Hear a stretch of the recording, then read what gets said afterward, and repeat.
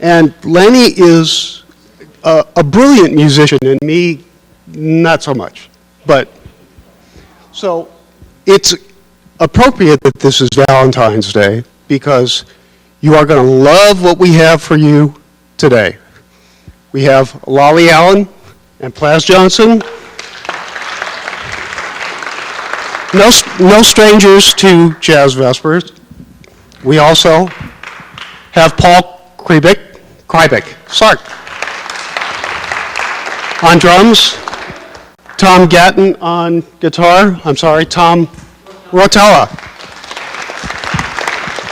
Roger Shue on bass, and have I covered everybody? We've got Tom Owens sitting over here on keyboards. And with that, I will turn it over to Yvette.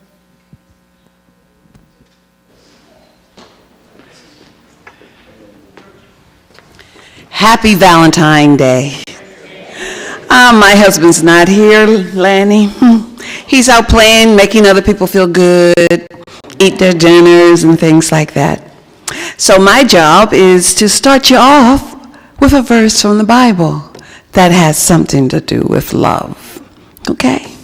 And I'm going to start with the message from 1 Corinthians 13 chapter 4 to 13. And you all know this one. When I just started, you'll go, hi. Okay. Love is patient.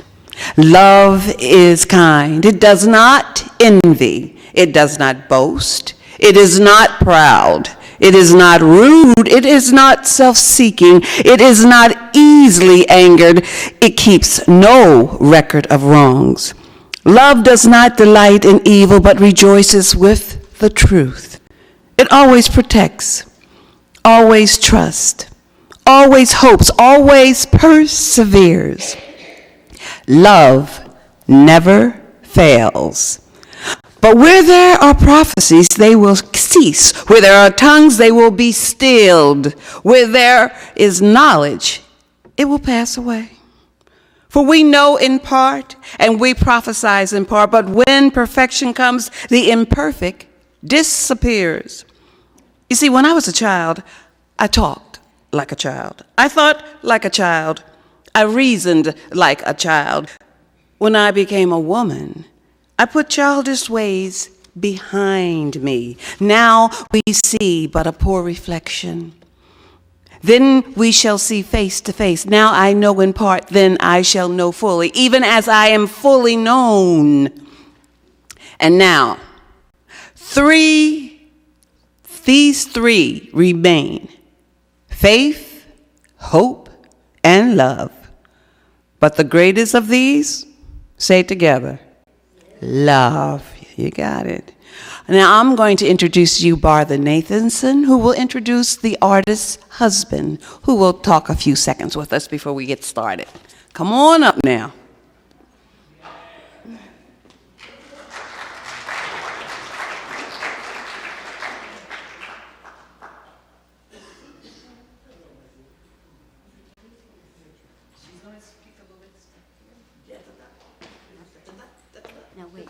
Can I read from the Bible? Now let her say something first. Me first. Hang on. Speak. It is with a great pleasure that we get to show the work of Norma Jean Squires tonight. She was a dear friend for years and years and years, and a part of a group called Group 9. We have 9 artists that we have done collaborative work together for 20 years. And we've shown in a variety of places. We've been documented both in video and in books. And these documentations are in 2 universities. No, 3. Isn't it 3 now? And our process was extremely unique. And what even made it more unique was that of the 9 artists, when we did collaborative work, it looked nothing like anything any one of us did. So we said our work was the 10th artist. Sadly, we have now lost 2 of our group to cancer, and the last one was Norma, who almost a year ago we lost her, had she been here. Tomorrow would have been her 85th birthday. I invite you to be sure to look at her work. This series that we put out here was done recently, and it's about flamenco dancing. She was, in addition to being a marvelous artist, her whole life was art. She was a singer, she was a flamenco dancer, she did everything. She was just a beautiful woman. And this work is about that, what happens as a flamenco dancer, the movements, the skirt, the arms, and everything. And I know you'll see it in there. And all of our group came tonight to honor Norma. And I just want them to, those that are here of Group 9, stand up, please. These four here and myself, one of our members is ill tonight. Another member is in Texas, and so we are the ones that are here. But to speak about Norma's work, normally we have the artists give a 5-minute talk. Her husband is going to tell you a little bit about his wife. Jerry?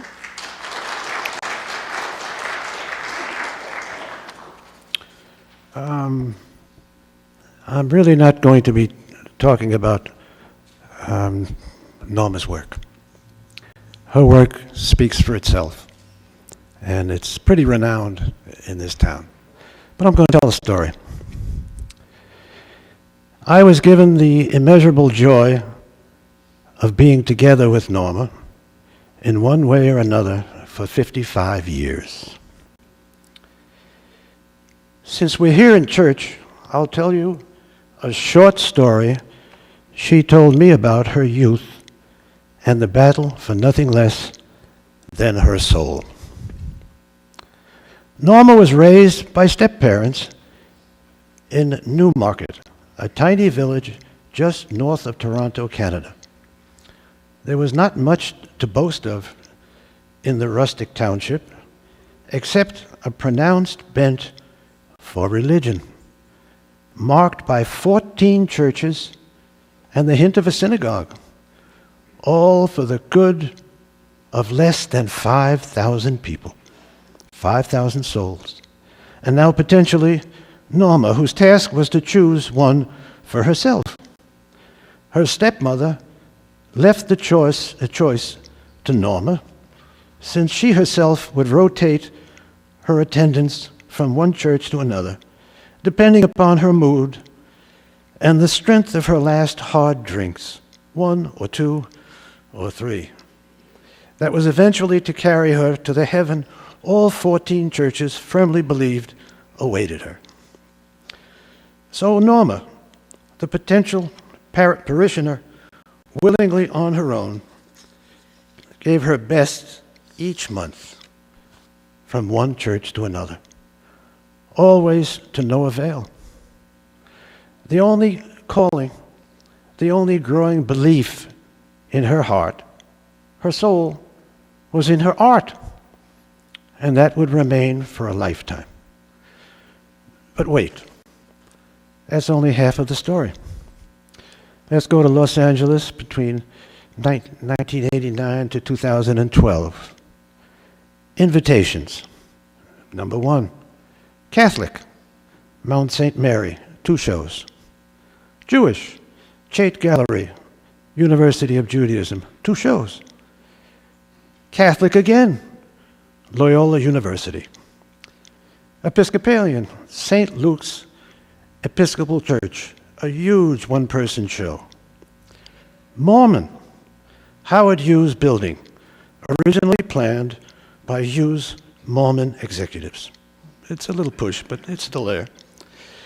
Norma loved these shows above all others she had, and laughed when I said maybe that battle for her soul in Newmarket never really ended. Just look at the list of believers who have called on your art. She would have loved this United Methodist show too, but I'm afraid her soul would still be taken by her art, as always, some of which is outside. Thank you all very much for being here.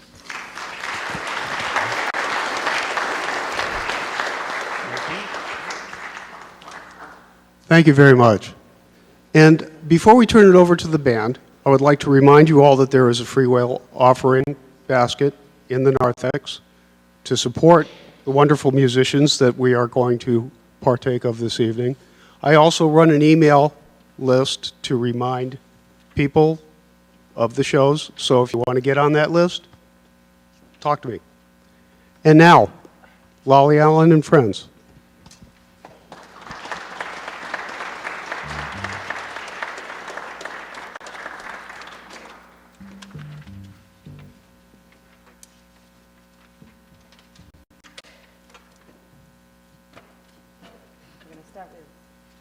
Canadian Sunset, which Plaz actually recorded, and it's written by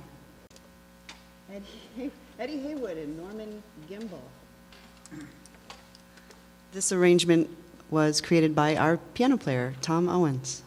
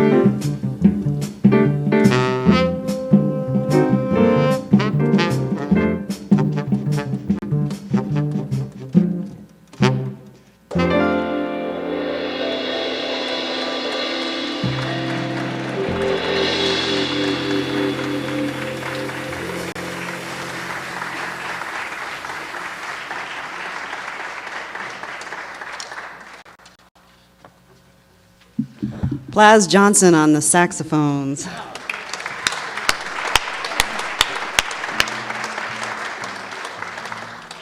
Everyone in here knows who that is. But just FYI, the Pink Panther.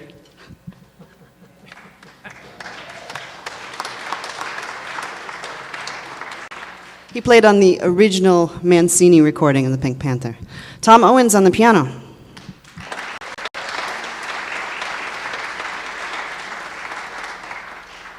Paul Krybick on the drums. Tom Rotella on the guitar.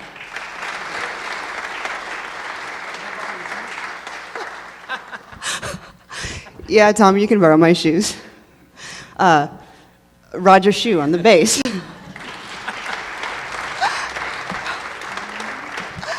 Well, you saw me walk in the pretty heels. Now I'm going to play in flats. Girl Talk.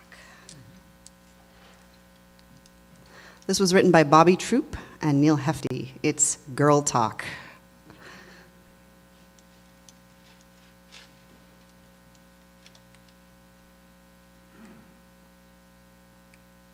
Right on it. One, two, three.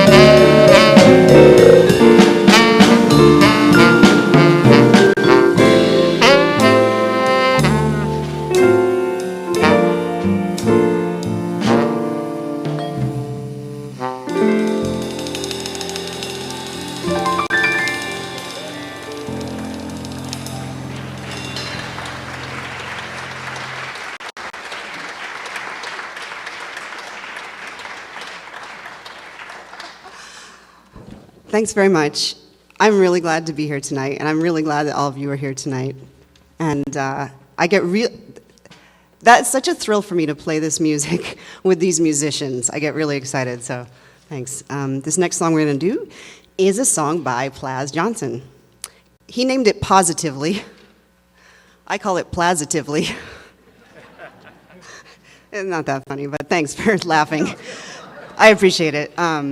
You know what's really cool? I found out just before we started that this is live streamed, that people can go to the website, the church website, and down at the bottom, click on the YouTube and watch this live stream. So you might have seen me texting over there, but I was putting it out to social media to let any fans on Facebook and Twitter know that this is being live streamed. That's really cool. So, thanks.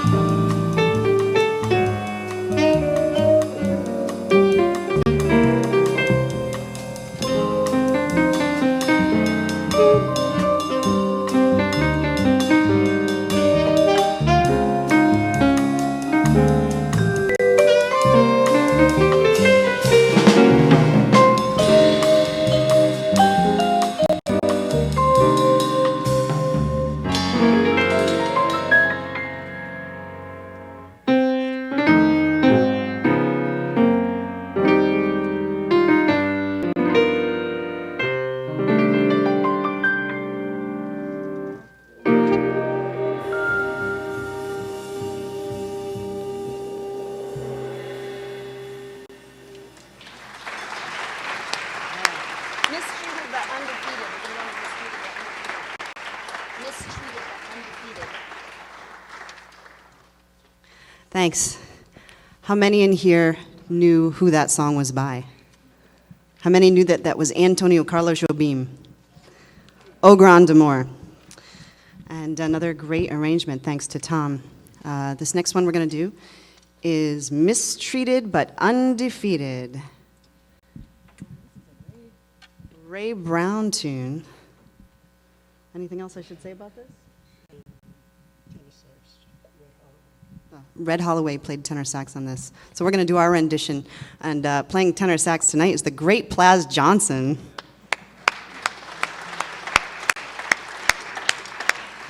Tom Owens on the piano. Paul Krybick on the drum set. Roger Shue on the bass. Tom Rotella on the guitar. My name is Lolly Allen. On the vibraphone, in case you were wondering what that funny-looking thing was. Not a xylophone. Xylophone is usually made out of wood. I say usually. Sometimes they are various other materials. But the big difference here is that a xylophone does not have a rotating device giving it that vibrato sound. This also has a pedal. And you won't see too many xylophone players playing with four mallets. Occasionally you will. That's more marimba. But in case you were wondering, I get that question a lot. Mistreated but undefeated.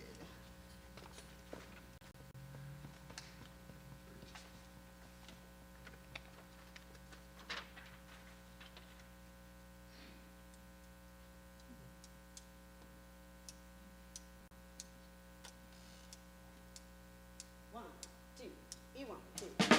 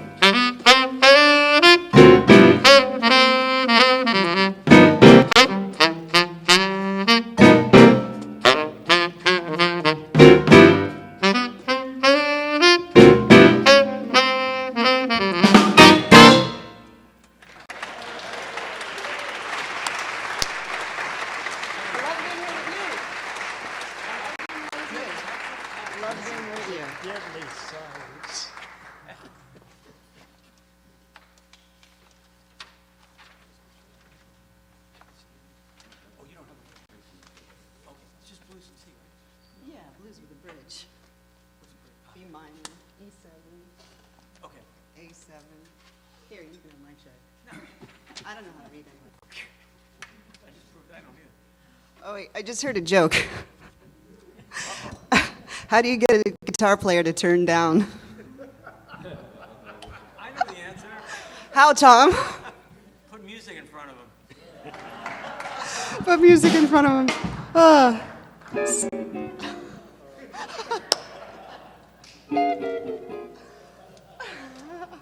You asked for it. I did. I asked for that. I really did. But this will be our last song of the evening, I think. I know. I'm sad too. Would you want to do two more? Really? All right.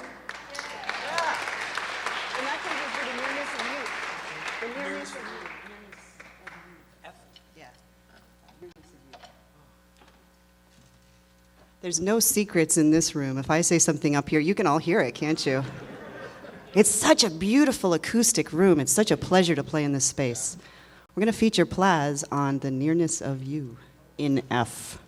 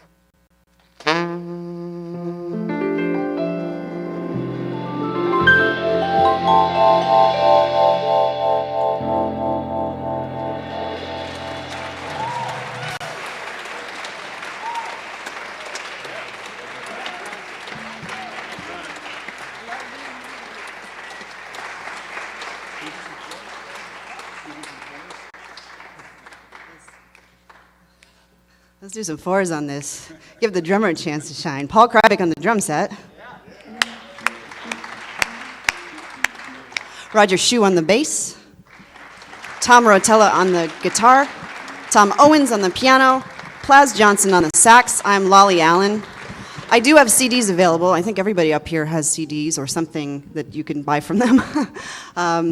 And I do have a CD that's going to be coming out in July, and you can find out more about that on my website, on my Facebook. It's lollyvibe.com, and it's really been a pleasure being here with you tonight.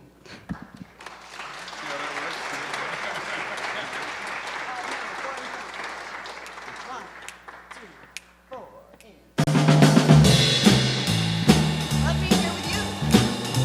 All right, make that eight.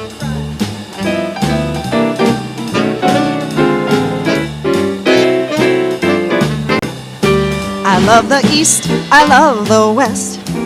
The North and South, they are both the best. But I only love to go there as a guest. I love being here with you. I like good wine and fine cuisine. And candlelight, you know I like the scene. But baby, if you know just what I mean, I love being here with you. Singing in the shower, laughing by the hour.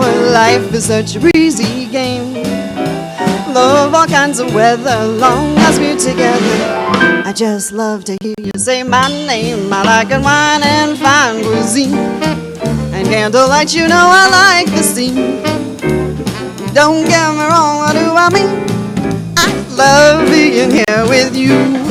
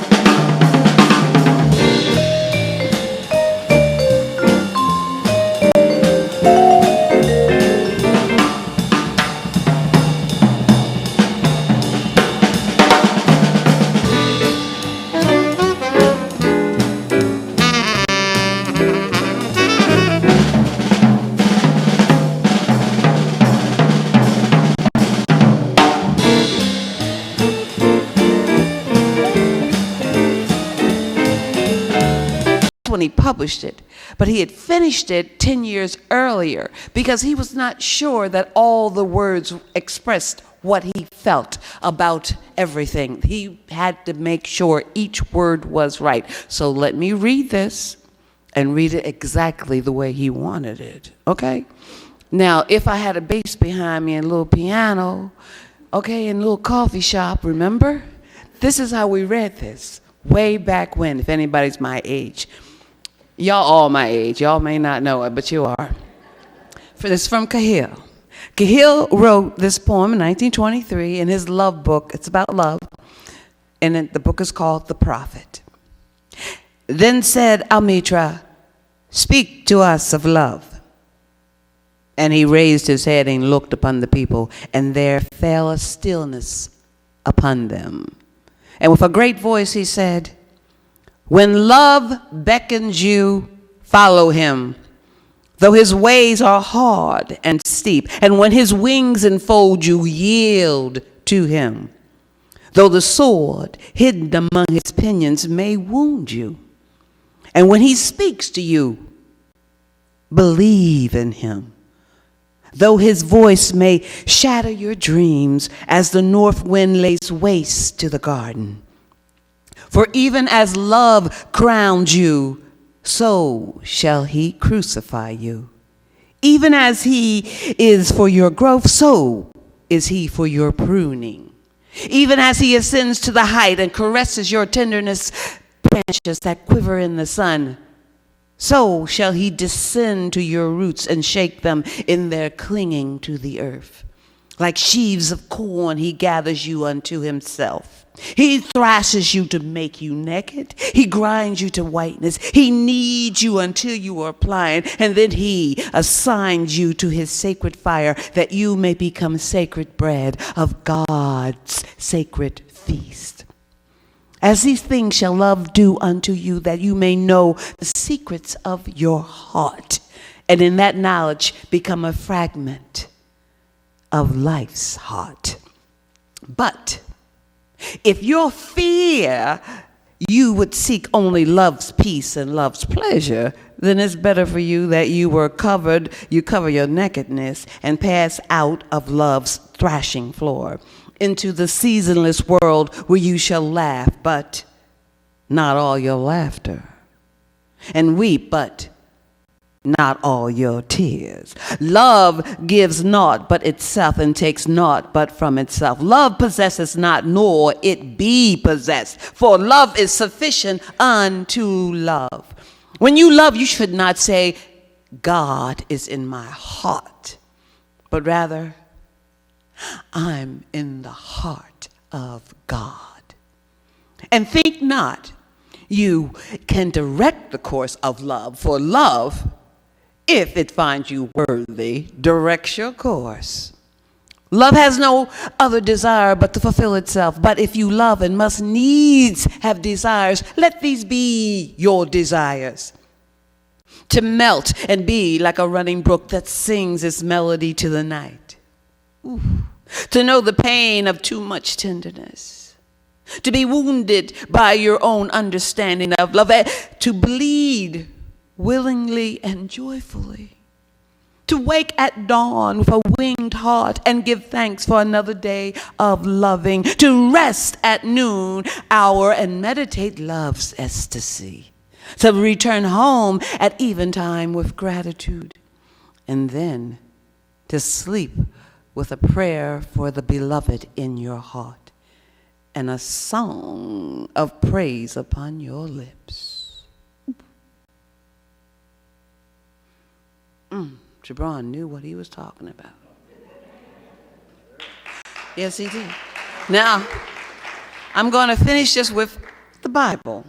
Just a little short verse. It's from, and it closes it good. John 4:7-12. Dear friends, let us love one another, for love comes from God. Whoever does not love does not know God, because God is love. This is how God showed his love among us. He sent his one and only Son into the world that we might live through him. This is love. Not we loved God, but that he loved us and sent his Son as an atoning sacrifice for our sins.